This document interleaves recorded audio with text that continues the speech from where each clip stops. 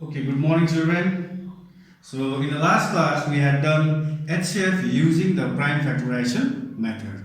So, today in this class, we are going to do HCF, but here we are going to find the HCF using the long division method. So, as I told you earlier only, we are going to learn two methods of finding the HCF. That's the highest common factor.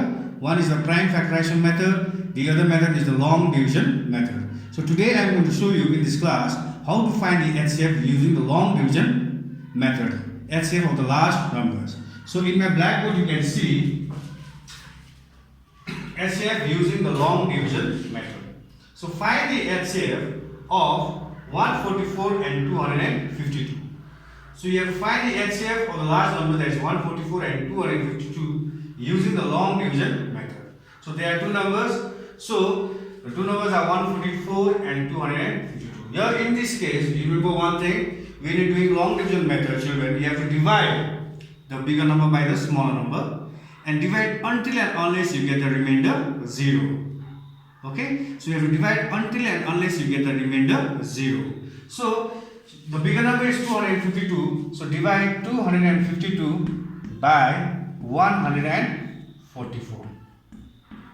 So I have told you that you have to divide this number until and unless you get the remainder 0. So divide it. So 144 ones are 144. Let's see, 144 twos are how much?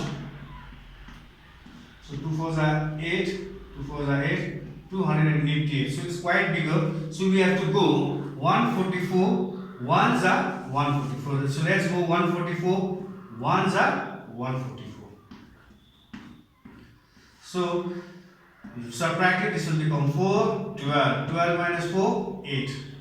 4 minus 4, 0. And 2 minus 1, 1. So you got the remainder 108. Please zoom it over here. So you get the remainder 108. So as I have told you, children, you have to divide until and unless you get the remainder 0. So you are not getting the remainder 0 over here. You are getting the remainder 108. And there are no numbers to pull down. So in that case, what happens? This divisor will come down, and you have to divide this divisor with the remainder whatever we are getting. So bring this 144 down and divide it. So 108 ones are 108. So 108 twos is quite more, so you have to go 108 ones is 108. You subtract it, this will become 3, this will become 4, 14 minus 8, 6, 3 minus 0, 3, 1 minus 1, 0, so you're getting the remainder 36. Again, children, you can see you're getting the remainder 36 over here. So you have to do a long division method. You have to divide until and unless you get the remainder 0. Still you're getting a remainder over here. So what happens? Again, this divisor will come down, and with this remainder you have to divide this divisor. Early in this case, you got the remainder 108, so you brought 144 down to divide it. Now in this case, you are getting 36 as a remainder. Again, bring 108 down and divide 108 divided by 36. So 36 threes are 108. Subtract it, you get the remainder 0. Now you are getting the remainder 0, children. So now, which is the HCF? What is the HCF? Please read it over here. What is the HCF? Which is the HCF? Now, the last number by which you have divided.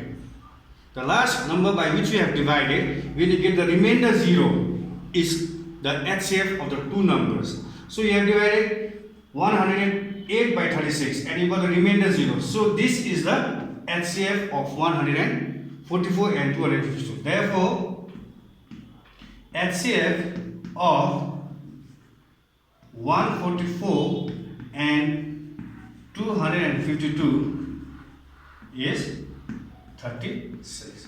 So children, again I am going to do a quick revision. So when there are two numbers to find the HCF, take the two numbers, divide the bigger number by the smaller number, and divide until and unless you get the remainder 0. Here in this case, when you divide it, you got the remainder 108.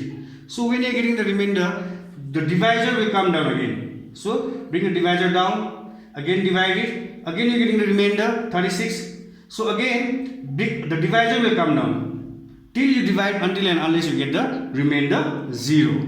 So the last number by which you are dividing, when the remainder is 0, is the HCF of the two numbers. So in this case, when you divide it by 36, You got the remainder 0, so therefore 36 is the HCF of the two numbers. Okay, children. So this was dividing by finding HCF of the numbers using long division method. So this was one example, first example where there were two numbers. Now I am going to do second example when there are three numbers. For example, children.